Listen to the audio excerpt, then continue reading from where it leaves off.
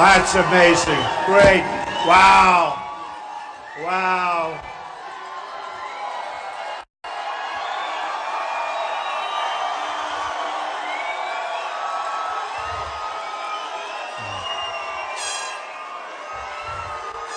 Beautiful.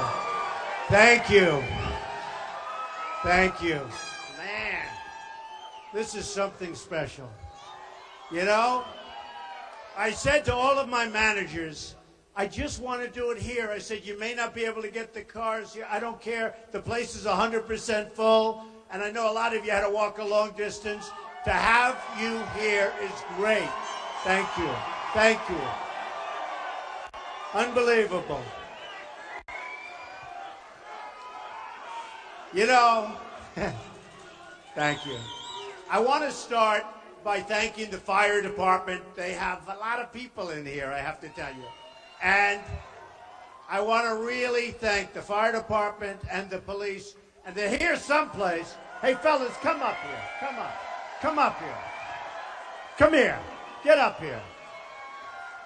These guys have been so incredible today with the traffic and everything. And I just want to thank our police department. They have been absolutely incredible. Look at these guys. Look at these guys.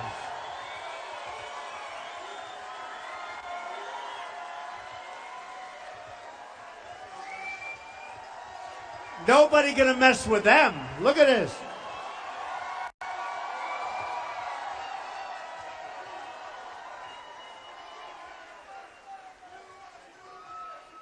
Thank you very much, fellas. They don't want to leave the stage. They'll never leave. And the fire department, likewise, they've been incredible. So thank you very much. You know,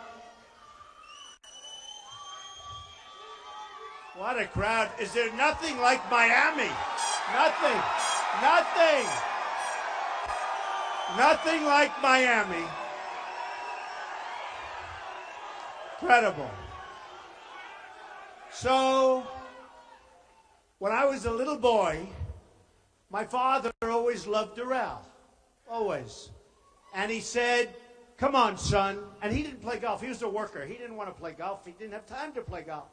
And he had a beautiful swing, actually, but he played very little, almost never. But he used to love coming here. And it was the hottest resort in the country. This is a long time ago. I won't say how many years because I like to think I'm a very young person. But a long time ago, at the beginning. And he would say, let's go, and would walk around. And who would have ever thought that someday I'd own this place, right? Who would ever thought it? Who would ever thought? But what happened is Doral is very interesting. It had 5 courses, almost 800 acres, right smack in the middle of Miami. Incredible location, right near the airport. You're 10 minutes away. And always did well. It was always one of the top places. And then, sadly, Wall Street got a hold of it. The original developer, boo, boo, boo, boo. Oh, they're going to pay tax. Don't worry about it. They're friends of mine, but they'll pay. They're going to pay. Don't worry. But you know, what happened is it became a money thing. And it was like playing cards, bing, bing, bing, and they traded. Every year and every 3 years, somebody would make a lot of money. It was like musical chairs, like this.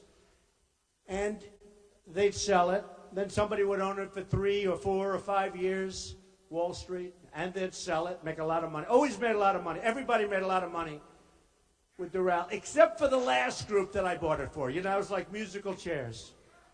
And I bought it.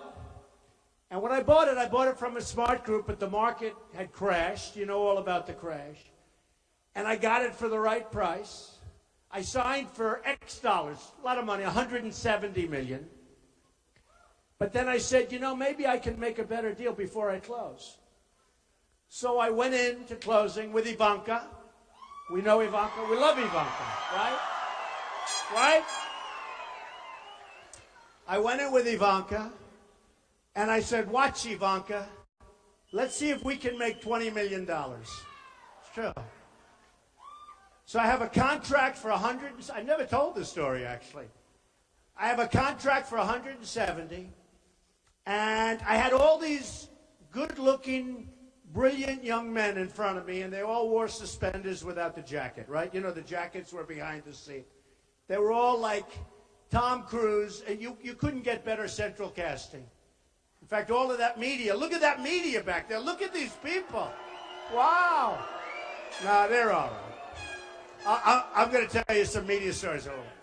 So, no, but they're central casting, the red suspenders, handsome, beautiful, smart, top schools. They would go to Harvard, they go to Wharton, they go to Stanford. And I said, I want to show off to my daughter. Does that make sense? You know, I have this great daughter. So I go in, and she said, Dad, they're not going to cut. You have a contract for 170. I said, well, that's right. So does Iran have a contract. That doesn't mean we can't make it much fatter, you know, right? So what happens, I tell these guys, there's no way I'm paying $170 million. I'm not doing it. I'm not doing it. They said, you have to pay it. You have to pay it. Beautiful guys. You have to pay it. You really have to. And I said, there's no way. That's all right.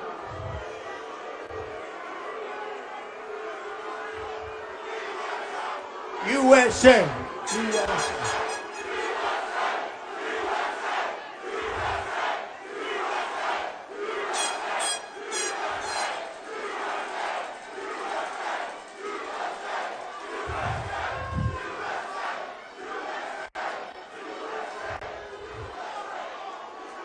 Don't hurt him. Don't hurt him. Don't hurt him. You can get him out, but don't hurt him. We don't want anyone getting hurt. Don't get hurt. But that's what freedom of speech. I mean, it's all freedom of speech. You know that. You know that.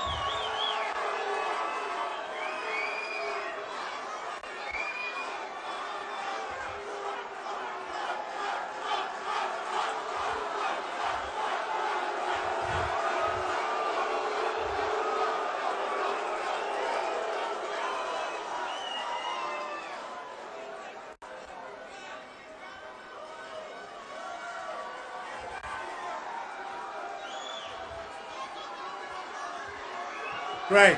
Great life. It's a great life. It's a great life. That's all right. That's what the country's all about. I mean, we got to be able to speak, and every once in a while be a little bit disrupted, but it doesn't take long. It doesn't take long. So, let me just finish the story. Thank you. Too bad we had to throw them out, but sometimes you have to throw people out, right? You have to do it. You have to do it.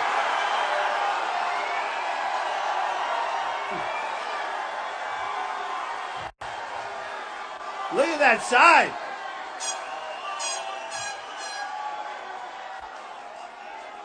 Look at the size of that sign. Can you believe that? Wow. Thank you. Beautiful.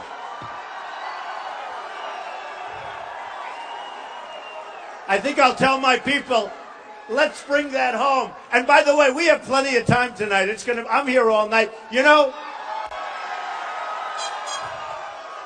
know, tomorrow night we're in Jacksonville, Florida. We have at least 15,000 people, probably 20,000 people tomorrow night. So it's going to be great because there's things happening. So anyway, let me tell you, because it has to do with the country. So I go into the room, I say, fellas, the contract is not right. This place is in much worse shape than you told me. I've gone all over. You have to have it signed first before you can do this. I've gone all over, and it's not fair. What you're selling me, you shouldn't be selling. I'm not closing this deal. I'll give you 100. Remember, I want to impress my daughter. The art of the deal. And I meant it. Nothing wrong. I said it wasn't in the shape that you're supposed to be in, you know.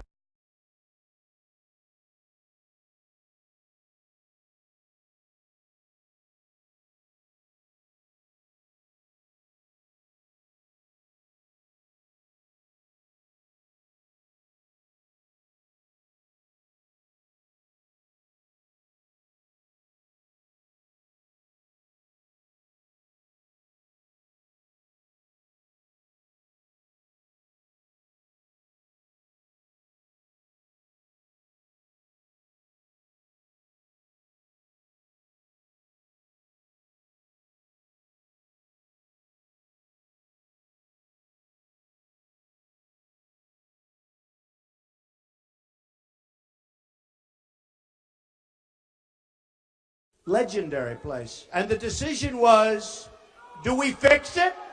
Do we fix it?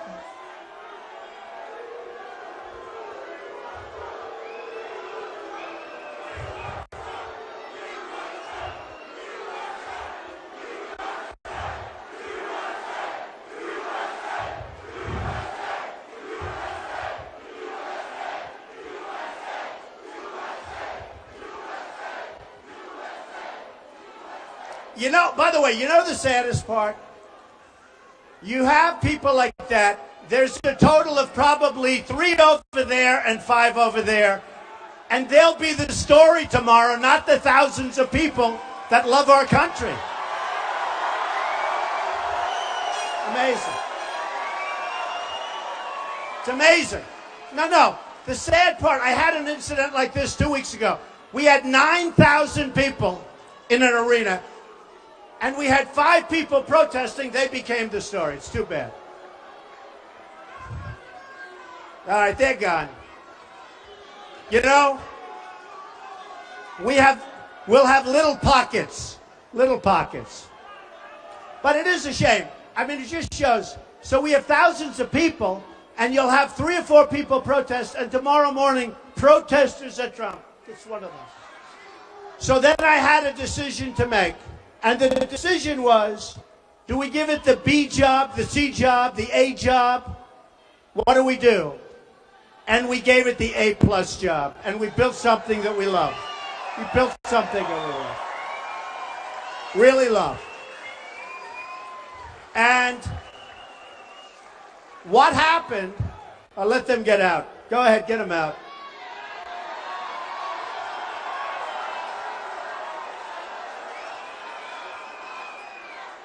See, the first group, I was nice. Oh, take your time. The second group, I was pretty nice. The third group, I'll be a little more violent. And the fourth group, I'll say, get the hell out of here.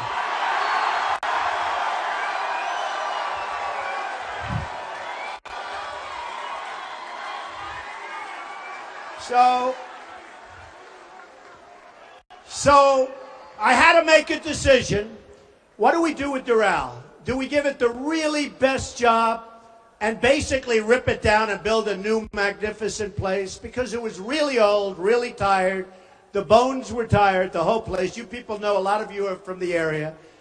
And I said, we got to do it right. We got to do it right. And we basically, as you know, new clubhouses, this room new.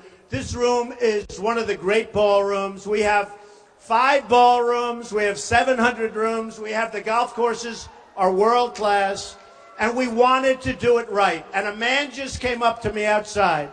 He hadn't been here in 25 years. And it was very interesting. I won't say he was an older fellow, but he was an older fellow.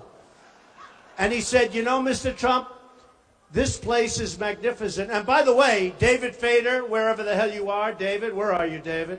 David Fader is our president and general manager. He has done some incredible job. And this is now the hottest resort of its kind anywhere in the United States. It's bringing tremendous business to the Miami area and the Doral area. And it's become the hottest place, so it's really good. In fact, the PGA Tour just gave us a 10-year extension on the tournament, which they never do. So that's how good it is. They never do that. So it's become a really, really successful place. But this gentleman came up to me, and he said, and it was so simple, and yet it was so beautiful. He said, Mr. Trump, I haven't been back here in 25 years. It was in very, very bad shape. I actually bought it out of bankruptcies from some people that I know very well that are killers, but they didn't really know what they were doing in this case. And I said, well, that's very nice. I said, you know, Mr. Trump, if you could do the same for the United States as you did here, it would be unbelievable. Unbelievable. True. I thought it was great. I thought it was great. I thought it was great. And you know, in its own way, doing it for the United States might be easier than what we had to do here, it's as crazy as it sounds. So, and that's what we have to do. We owe $19 trillion. We're desperate. Our infrastructure is in such trouble. Such trouble.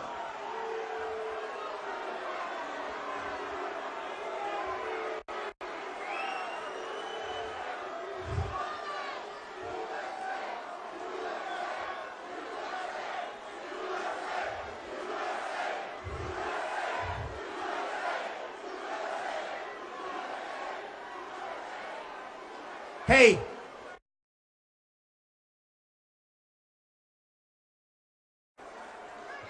isn't this more fun than having like a normal deal, right?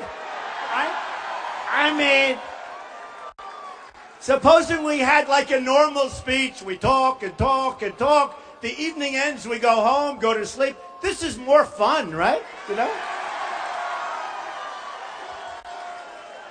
You know, they used to call it the silent majority, but they don't use that anymore because, frankly, it's no longer silent because we're not going to take this crap anymore. We're not going to take it anymore. We are not going to take it anymore.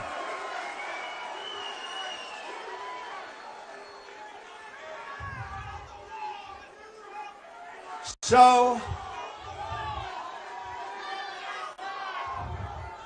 it is true. You know, for years you haven't heard that term silent majority. I don't know, it was a long time ago and people thought it was politically incorrect. And I started using it, but then I started realizing, honestly, it's not silent. There's nothing silent. Everywhere I go, we have the biggest crowds. I mean, we left Oklahoma 20,000. Dallas, Texas, Mark Cuban's arena where the Mavericks play. We had 20,000. Mobile, Alabama, 35,000. I go to Iowa. I go to New Hampshire. No matter where, South Carolina, unbelievable crowds all over. And there's love in the room. There's just love in the room. It's incredible. It's incredible. And you know, and there's nothing silent about it. We're sick and tired of incompetent people running our government.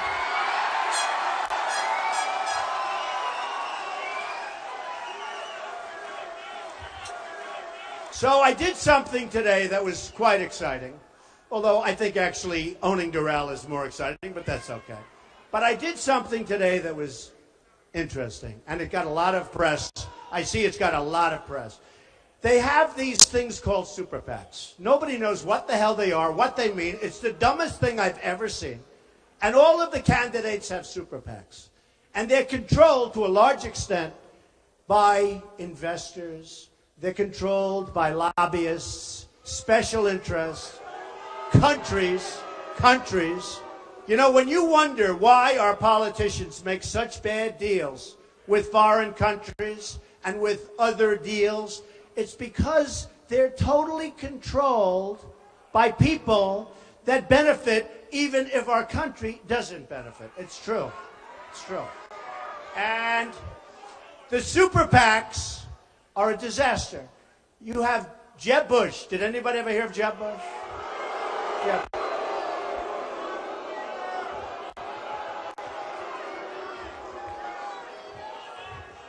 You have Jeb Bush has $125 million. I honestly, I don't think it's going to help him. I'll be honest. If it helps him, then I can't figure the whole deal out. Hey, look, I used to be one of those guys that would, like, give a lot of money. I know the lobbyists. And, you know, when they come up to me and say, we want to give you money, when you go to number one, everybody wants to give you money. It's incredible. But they don't care so much about anything other than the companies they represent. They don't care so much, and some do, but most don't. They want influence. They want power. They want to take these people like little puppets, and they want to say, you do as I told you because I gave you $5 million and you better do it. Well, nobody's giving me anything, okay? Anything. Nothing.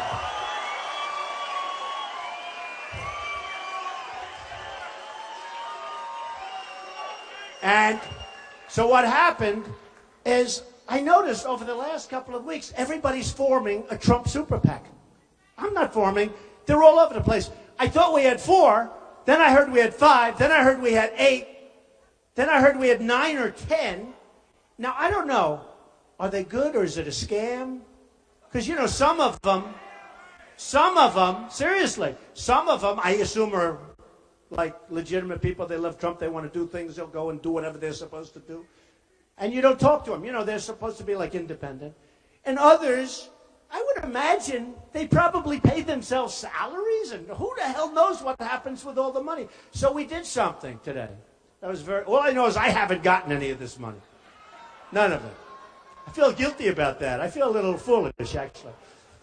And we wrote notices and notifications, sent them all to the government, to the people, to everybody, that we don't want super PACs, that we don't want anything to do with them, to close them up ideally, hopefully to give the money back, whatever money's raised. I mean, I saw the other day in one of the programs, two young, nice-looking guys, big fans of Trump, I think.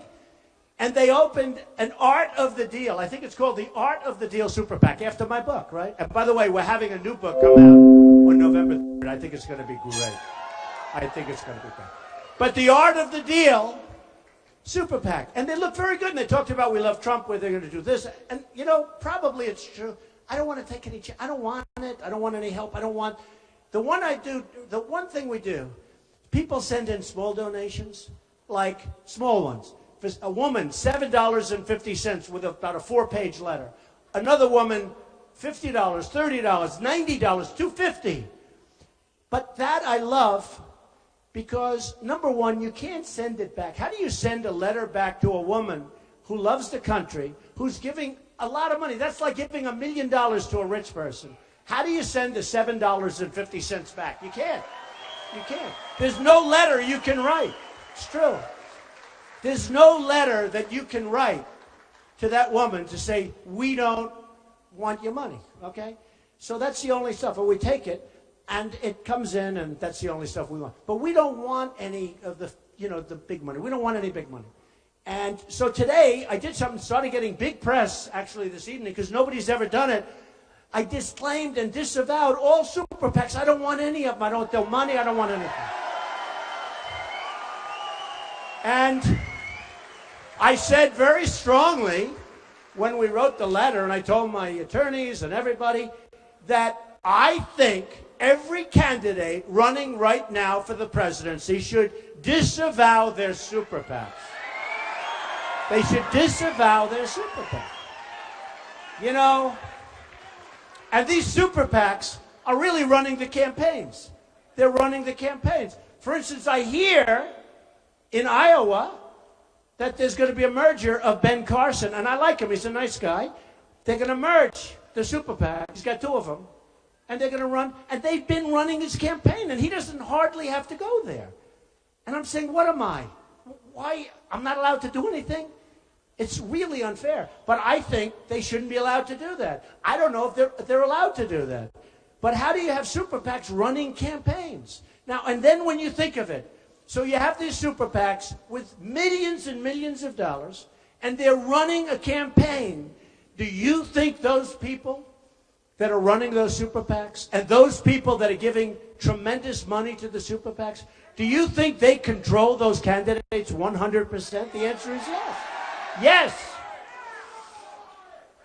And I don't want any confusion. And I said it. I don't want any confusion. People were calling, well, you have all these super PACs. Therefore, I said, I don't even know who these people are. So here's what's happening. All candidates disavow your super PACs. Run for office and be proud. But disavow your super PACs. Drop them. Drop them. And ideally, give the money back to the people that put it up there. That's what you should do. So we'll see what happens. We'll see what happens. But to me, it's very important. This super PAC thing is a terrible thing that's happening in this country. It's a terrible, terrible thing. And it's controlling our politicians. They're puppets. It's controlling our politicians. I mean, Bush had somebody the other day going to Berlin, Germany, to pick up money. Berlin, Germany. What do you think Germany gets out of that one? Okay? Other people have tremendous amounts of money put up, and we can't have it anymore. We have to bring honesty back to politics, folks. Got to do it. Got to do it.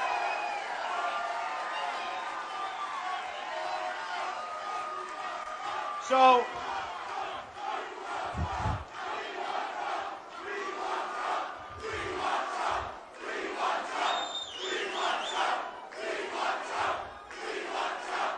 thank you. Thank you. Thank you. So a very interesting thing happened. Very sad today. Very, very sad. Because you know the press is very dishonest, right? We know. Not all of them. Not all of them. But we have them all back there. Look at those cameras. Look at those suckers. Boy, they are all covering. They are all covering. They are covering Trump, and they're covering you. And they'll all be with us tomorrow night in Jacksonville. And by the way, if you can, it's going to be wild. Come back up. It's going to be it's going to be wild. So, a crazy thing happened. I love polls. Everybody knows I love polls. And they said, I wonder what would happen if Trump wasn't number one in the poll. And somebody said, oh, if he wasn't number one, maybe he'd drop out of the race. Believe me, I'm not dropping out of anything. That I can tell you. Never, ever. I'm not dropping out of anything.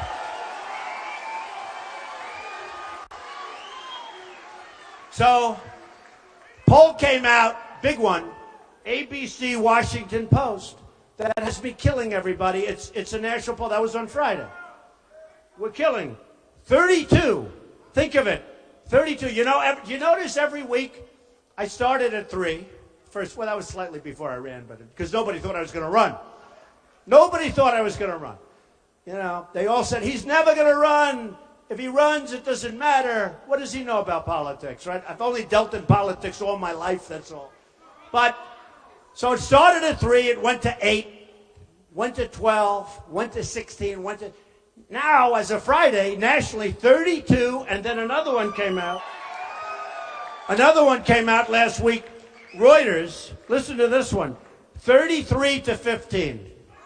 15. 15 is Ben Carson. He's in second place. But they kept saying, oh, if Trump ever loses, because you know what? I mean, I'm getting spoiled. From the time I ran and from the time I went up, when I was at 12, they said, all right, he's peaked. He's peaked. You know, you're hearing the same crap, right? Then it goes to 16, 17 the next week. Well, that's his plateau. He's plateaued. The word plateau, they love that word. So he's plateaued. Then the next week it went to 21. Well, that's it. That's it. By the way, 21's not bad when you have 17 people, right? 21.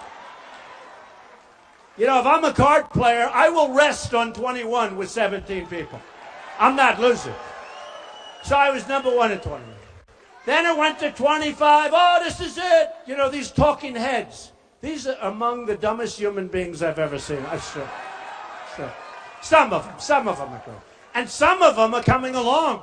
I mean, some of them were so terrible and so nasty, and now they're coming along. They're becoming like, I don't know about fans, but they're saying, a poll just came out, we're 81% to win. I mean, can you believe it? I didn't know that. 81%. Who would have thought this? Rasmussen. The Rasmussen, I'm walking up here, and one of my people stopped me. I said, excuse me, I got to make a speech. Oh, no, I'd like to talk to you. I said, what do you want to talk about? They're introducing me. And Rasmussen just said, nationally, I'm beating Hillary. Just came out. Just came out. Hey, what's the beat?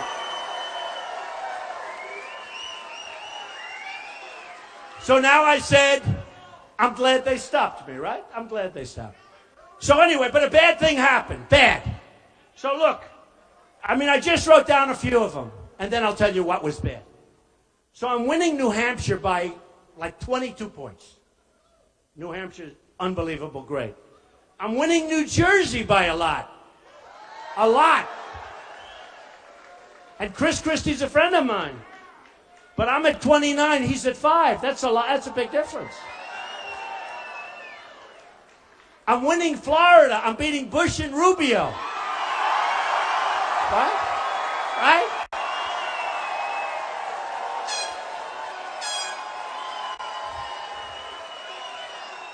I'm winning Nevada by a fortune, but here's what I like the best.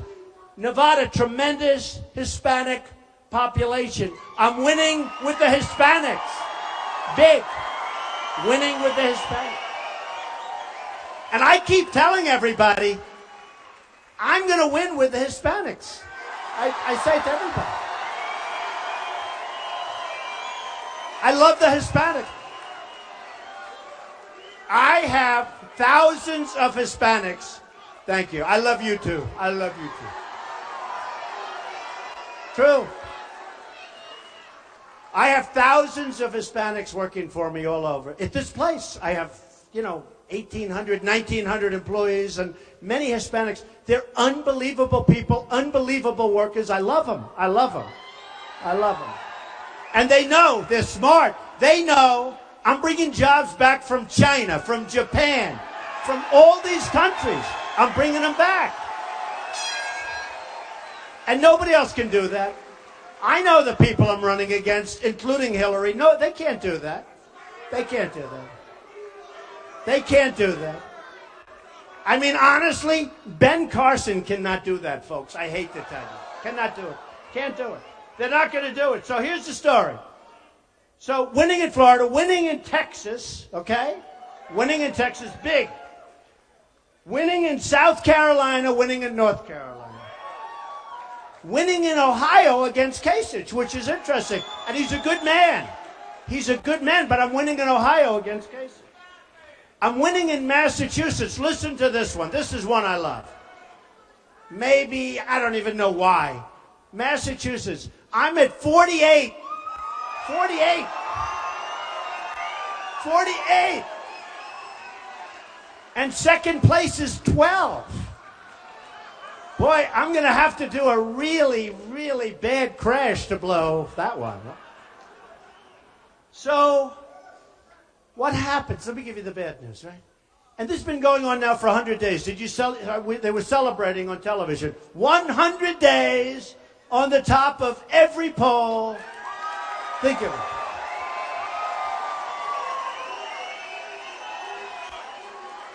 100 days on the top of every single poll, national and state. Okay, that's the good news, right? Let me give you the bad news. The press was so happy. The press. I love Iowa, and I honestly think those polls are wrong.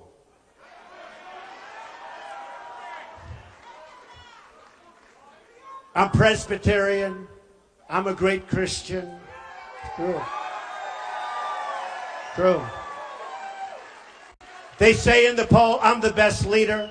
They say in the poll, I'm the best on the economy by far. It's not like by two, it's like by triple. How important is the economy, right? Remember, it's the economy. Remember that? It's the economy, stupid. I mean, it's the economy. So I'm leading on the economy. I'm leading with men, big league. I'm not doing as well with women. Will you help me? What's going on? What is...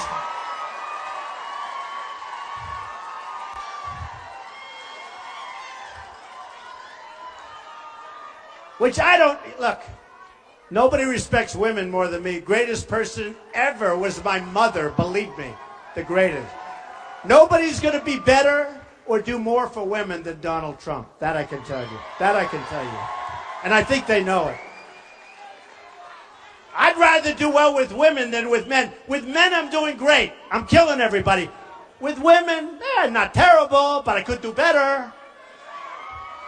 So what happens is the poll comes out, right? And the press was so happy. Headline. Now, just so you understand, if I were in first place, it wouldn't even be discussed. Nobody would mention it. But here it is all day long. Oh, my head. I turn on the television. Headline. Bigger than Hillary's talk yesterday on Benghazi.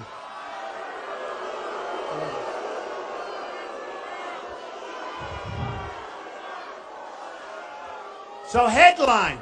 Here's the headline. Headline. The biggest story. You see it. Am I right? Trump falls to second place in Iowa. I said, no way. The press was going crazy. They loved it. They were so happy. I won't mention the names, but you know some of them. You know some of them. We have a breaking story. Donald Trump has fallen to second place behind Ben Carson.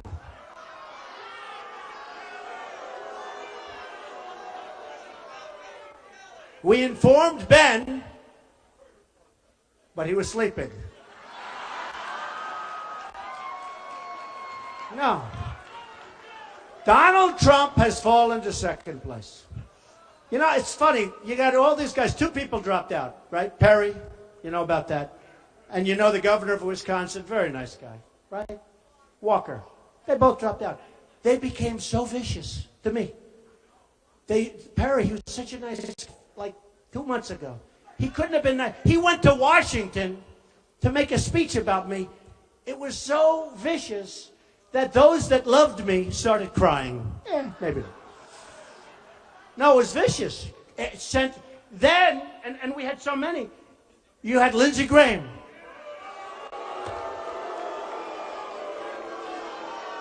I don't even know the guy. The only time I know him is when he calls me constantly asking for campaign contributions. It's true.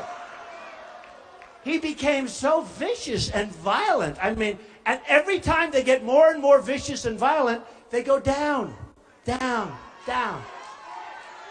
In fact, Lindsey Graham was at 5, and he hit me as hard as you can be hit.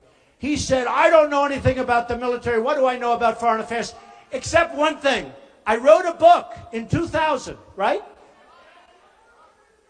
And Joe Scarborough yesterday covered it. I wrote a book in 2000 before the World Trade Center came down. And I said that there's going to be a big attack in this country. And I said probably by somebody named Osama bin Laden. This was before anybody ever heard his name. And I said, it's going to be much worse. You remember the first attack, which was a horrible attack, but it was a small attack by comparison, obviously, to the second one, which was horrendous. The worst attack in the history of our country, worse than Pearl Harbor. At least with Pearl Harbor, they were attacking the military. They weren't attacking innocent civilians, of which many thousands died, and are still living in pain and suffering. Not to mention the fire departments, the police departments, and all the guys that had to breathe that air for long periods of time. So, thank you. So I have it in the book. Watch Osama bin Laden. And Scarborough goes, whoa, when was that book written? Before the World Trade Center. Whoa. And he's a good guy. He was like, he couldn't believe it. And I don't get any credit. They don't give me any credit for it.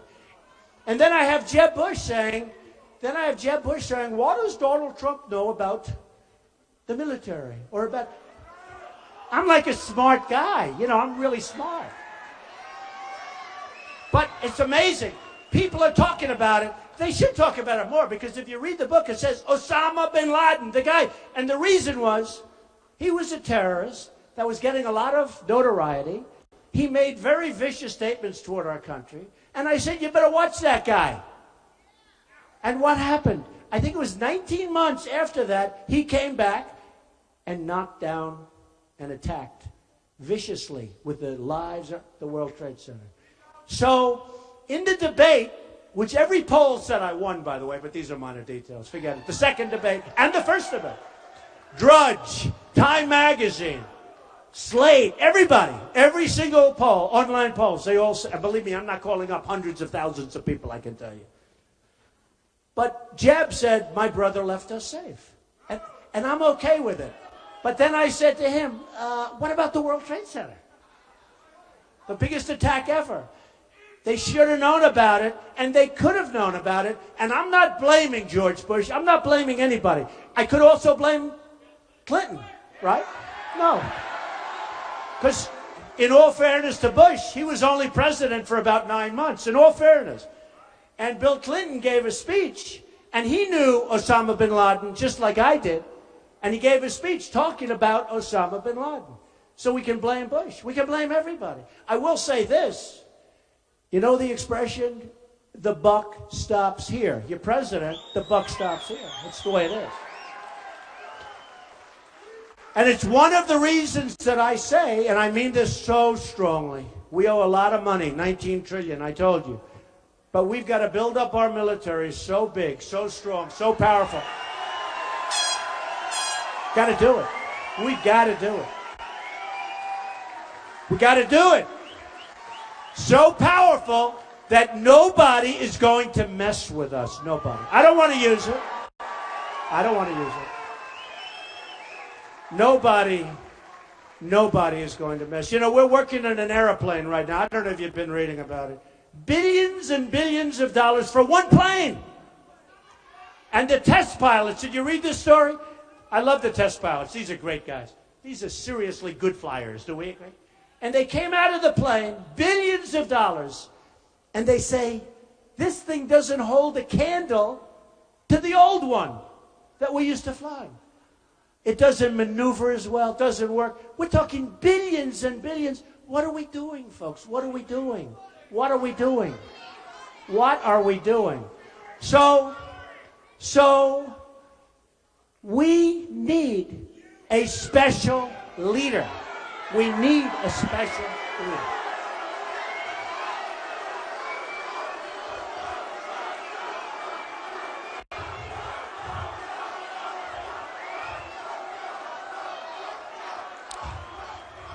We need a special leader. So let me just say. So the headlines blared.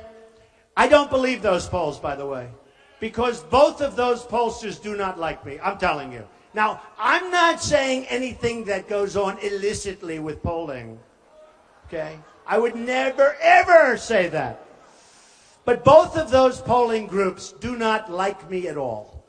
And I disagree. I don't believe it. I was just interviewed. Where is Jake Tapper? Is he here? Jake. Where's Jake? What happened to Jake? No, he's a good man. He just interviewed me. Watch me. 9 o'clock. Sunday morning, Jake Tapper on CNN. What the hell happened to Jake? He's here someplace. He's here someplace. He's a good man. Oh. He's maybe shy. But he's here some. But it's good. It's 9 o'clock on Sunday morning, CNN. But I think we're going to do great in Iowa. I think we're going to do really great. But here's the story. I have never seen such press. I mean, my wife called. She said, "Are you okay, darling? How bad is it? How bad is it?" They made it sound like it's the greatest defeat in history. The part is if they won it, it wouldn't have even been mentioned. It wouldn't be a story. But then I said to myself, look, I have to talk. I'm going to be nice. I'm going to be nice because I have to talk about it. Ben Carson, thank you.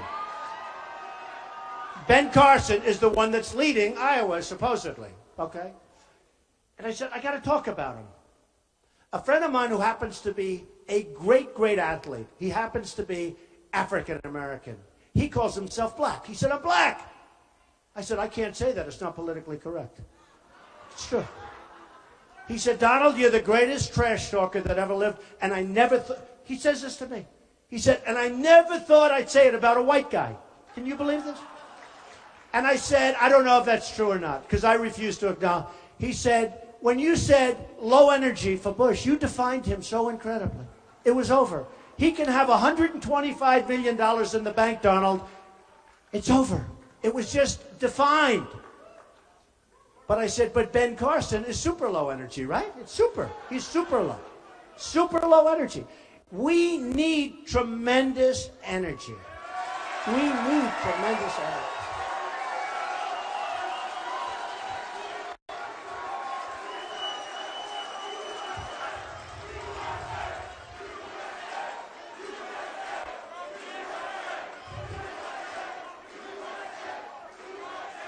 We need energy. So, Hillary Clinton the other day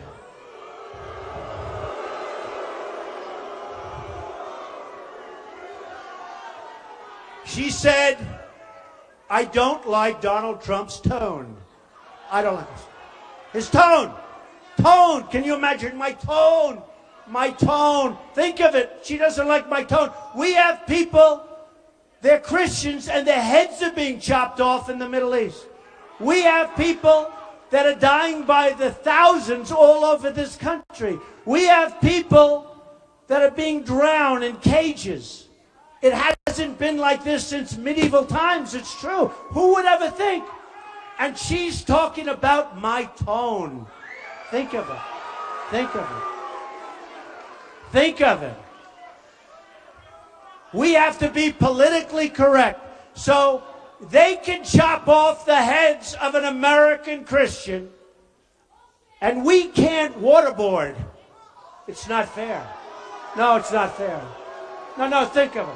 Think of how crazy and how lopsided our country has become. Think of what's going on. Think of what's going on. Think of why we're not respected. Think about Sergeant Bergdahl, a traitor. A traitor. Think of it. He's a dirty, rotten traitor. 6 people died going after him. They died. 6 young, incredible, brave people died. The deal is, we get Traitor Bergdahl. They get 5 of the best people that they have, that they've been after for 10 years. They get 5 killers that are right now leading and back on the battlefield, trying to kill everybody, including you. And we get Bergdahl, a traitor. Okay? We get Bergdahl. And then, 2 days ago it came out that Bergdahl, they don't want to put him in jail. You know, in the old days, boom, firing squad. No, it's true.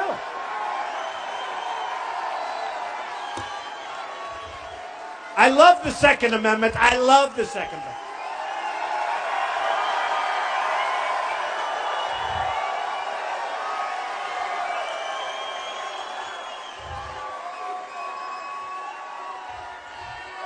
So 2 days ago, it comes out that Sergeant Bergdahl won't even have to go to jail. Oh, think of it. Where have we gone?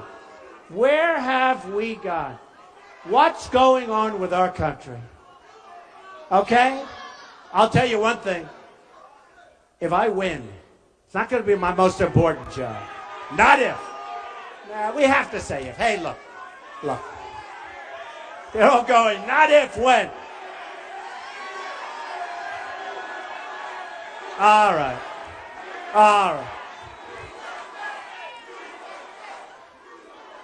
Okay, I have a, you know what? The word should be if, but you know what? They're going crazy up here. They're saying when.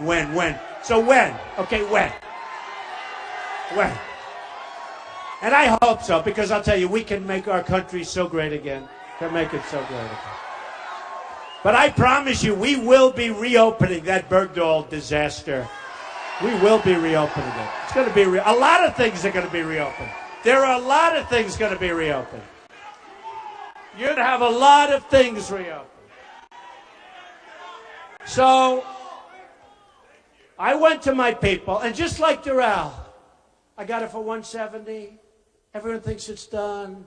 I say, let's make it $150. They say, how can you do that? You signed a contract. I did, but the place, just like that, we have deals with China that are done. Somebody said, well, they're signed. I said, that's okay. They violated every deal we ever made. No, they violated. That means they're in default. That means they're in default, okay? So I said to my people 2 weeks ago, I said, go back and tell me what is our trade imbalance with, I picked 3 countries, China, Japan, and Mexico. I just want to find out. I'm just curious. So Mexico, and I love Mexico, and I love the Mexican people, but their leaders are too smart for our leaders. Our leaders are so stupid. They're so stupid. So with Mexico, we lose about $45 billion a year. Would you say that's a lot? But that's okay, because that's peanuts compared, wait till you hear. Japan, we have an imbalance of $70 billion a year. 70 billion. 70 billion. It's most people don't even know what that is. What does it mean? The number is so massive It's not even recoverable. But I can recover. Believe me. But here's the beauty. And I love China. They buy my apartments. They give me $25 million. I do them like hotcakes. But China is the most unfair because, well, Japan's right there. You know, Japan sells those. They just devalued the hell out of their currency. You saw that, Japan. But China gave the biggest, greatest devaluation in the last 2 decades, meaning 20 years. The biggest devaluation. So I said, what's the trade imbalance? They told me Mexico first. I said, wow, that's a lot of money. Then they said Japan. I said, wow, that's even more money. I said, give it to me with China. Almost $400 billion a year we lose. How stupid are we? We should be ashamed of ourselves. How stupid are we? And I don't blame China. I don't blame them at all. I have friends from China. They used to come up and see me and say, oh, Donald, we can't believe that we get away with this. It's unbelievable, you people. They are incompetent. Then I said, I'm running for president. They called me, no, we were only kidding. You're actually, it's amazing. They had no idea I'd be revealing their conversation. They can't even believe they get away. First of all, when China sends us their goods, there's no tax, there's no nothing. When we send China, number one, they won't accept them. If they do accept them, they have massive taxes and tariffs. It's a one-way street. It's a one-way street. A friend of mine, great manufacturer, can't get his goods in. He manufactures great stuff. Can't get his goods in China. It calls me. I can't deal with these people. Then finally he gets them in. They charged him a tax that was so high, I can't tell you because nobody's going to believe how high it was. These are smart people. But I have people that are smarter. I have people. Sure. I have people. I mean, I have some of the great business people. They're all calling me. These guys, friends of mine, some enemies. I even have enemies calling. I have guys that are so smart, and some I don't like. Some I can't stand. Some are horrible people. Actually, I know one that's so bad as a human being. He's the worst human being I've ever met, but he's an unbelievable negotiator. I said, Irving, come on, you're going with us. And these are wealthy people. These are really wealthy people. And they're all calling me. They all want to get involved. I have a great guy, really great businessman, great everything. Carl Icahn. He called, I want to get involved, I want to help. He doesn't want money. He doesn't want a salary. You know, all these people representing us, they want salary. They give $2,000 to somebody, and now they're supposed to be paid for the next 8 years by some stupid politician. Okay? No. Carl Icahn wants to represent the country for nothing. Now, if I say, and he's a great guy, and I don't care if he's a great guy. He's a great guy, but I don't care. Because I have others that aren't great guys. But they're great at what they do. I know the great ones. I know the bad ones. I know the guys that are overrated. You got some overrated. You got some that are highly overrated. I won't use them. I have some that nobody ever heard of that are better than all of them. They're great. We have the most talented people there are. This isn't going to be political. This isn't going to be political hacks. Now, if I tell Carl, go watch over China for me, Carl. Just watch over China. Trust me, good things are going to happen for us.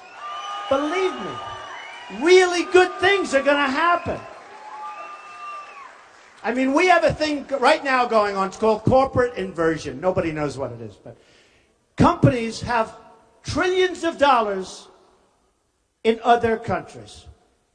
And we can't get it back into this country. You know that, right? You've been hearing about it. Trillions. They know the number is $2.5 trillion. I say it's much higher than that. Nobody really knows. I think it's right. So at least $2.5 trillion is offshore, all these different countries. And what we're doing is our companies are going to, and they've already started, leaving the United States and moving to those other countries to get their money. Well, but you can't blame them. to get their money and to get lower taxes. So I came up with a tax plan that cuts taxes way down for corporations, for the middle income people,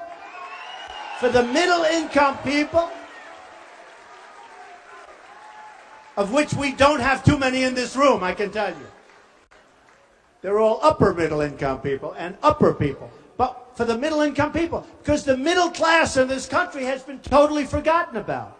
It's been totally forgotten about. So we're cutting corporate taxes. We're cutting taxes for the middle income. We're cutting a lot of things like carried interest. These guys, you know, the hedge fund guys, they pick a stock. If it goes up, they're geniuses, they make a fortune. If it goes down, they find another job, okay? A lot of it's luck. So what happens is the Democrats and the Republicans both agree that we should bring them. Who cannot agree? For 3.5 years they've agreed, and they still can't make a deal. It's gridlock in Washington. It's lack of leadership in Washington, and we're going to stop it. We're going to stop it, okay? We're going to stop it. The other day, and it's going to be amazing, we're going to have a really dynamic country. The other day, I watched a general being interviewed. And I said to a group before, why the hell is a general being interviewed on television? I don't want my generals being interviewed. I don't want them telling what we're doing, where we're going. Can you imagine General George Patton, who used to walk in a room with blood pouring out of his eyes? Do you think this guy's going to be interviewed on CNN? I don't think so. I mean, I'm watching this general be interviewed. And the first thing is that, and I love great generals. I love General MacArthur. You know, to this day, he had the highest marks. I'm a big fan of academics, believe it or not. But he had the highest marks in the history of West Point. Highest average. That's a, smart guy. In fact, his biggest problem is he hated to listen to Dwight Eisenhower because Dwight, who was a great guy, but he was at the lower part of his class. And MacArthur was the smartest guy probably ever at West Point, at least according to academics. And he couldn't believe that he had to take orders from Ike. I mean, there's so many interesting stories. But could you imagine General Douglas MacArthur being on television saying the following? The question was by a very good man asking the questions. Said, what do you think of ISIS? Can we win? And the general looked at him and said, oh, it's going to be very tough. It's going to be very, very tough. I don't know. It's going to take a very, very long time. And I looked at this guy and I said, number one, he's a weak person. I'm very good. Deals aren't deals. Deals are people. When you do deals, it's people, not deals. Everybody always says, deals are people. Remember it. I tell kids, deals are not deals. Deals are people. But I looked at this general. I said, I don't want him. I don't want him. I will find the smartest, and smart is very important, toughest. We got rid of a very smart one. I'm not going to mention names. But we got rid of a guy, remember? Because he was using foul language to a magazine. He was tough and mean and nasty. And the troops really respected. And we got rid of him because he was tough. I will find the General MacArthur. I will find the General George Patton. We've got him. We've got him. They may not be politically correct. Who cares? Who cares? But we're going to find them. And we're going to clean things up, and we're going to have a great country again. We're going to have a great, and respected. We're going to have a respected country. So, we have a lot to do. We will build the wall. We will build the wall. We have no choice. And by the way, people will come into our country, but they're going to come in legally. Legally.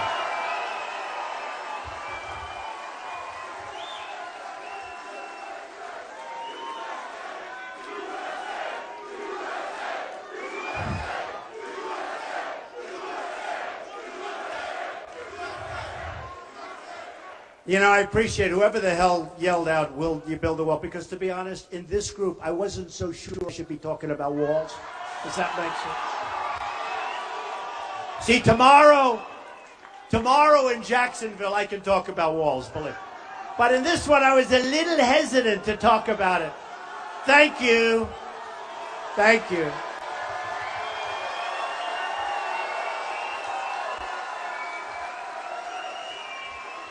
By the way, and I say this all the time, and people bear it out, a radio host, Hispanic show in New York, said, you know, he was interviewed 2 weeks ago, he said, you know, my audience is all Hispanic. They love Trump. They love Trump.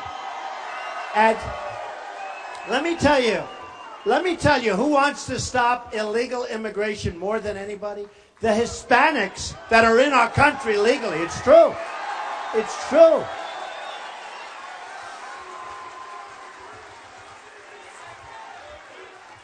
So, just to finish up, our country doesn't win anymore. You know that, right? Am I right? We don't win. When was the last time we had victory? We lose with China on trade. We lose with ISIS. We lose with Iraq. We don't know what we're doing. Iran just made the single greatest contract I have ever seen anybody make. We were represented by a man that should be ashamed of himself.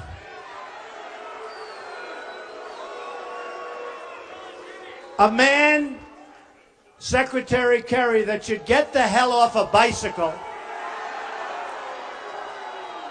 Here's a guy falls off his bicycle during the negotiation, breaks his leg. We were represented by incompetent people. And it's not going to happen anymore, folks. It's not going to happen anymore. And let me tell you something. If and when I win,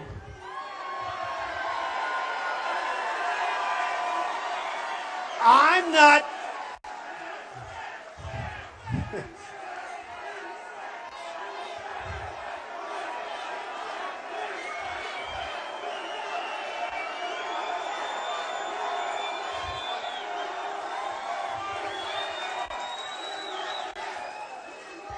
So, if and when I win, we are going to have so many victories. It's going to be so nice.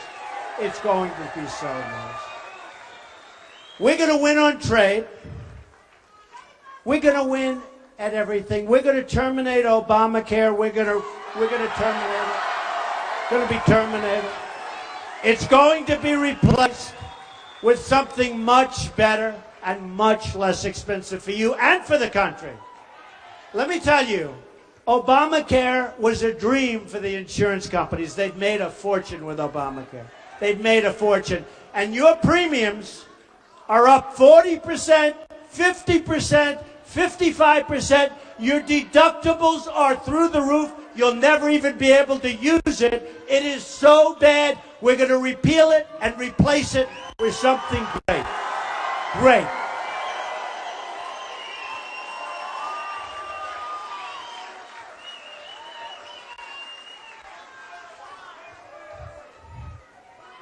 We are going to bring back the American dream.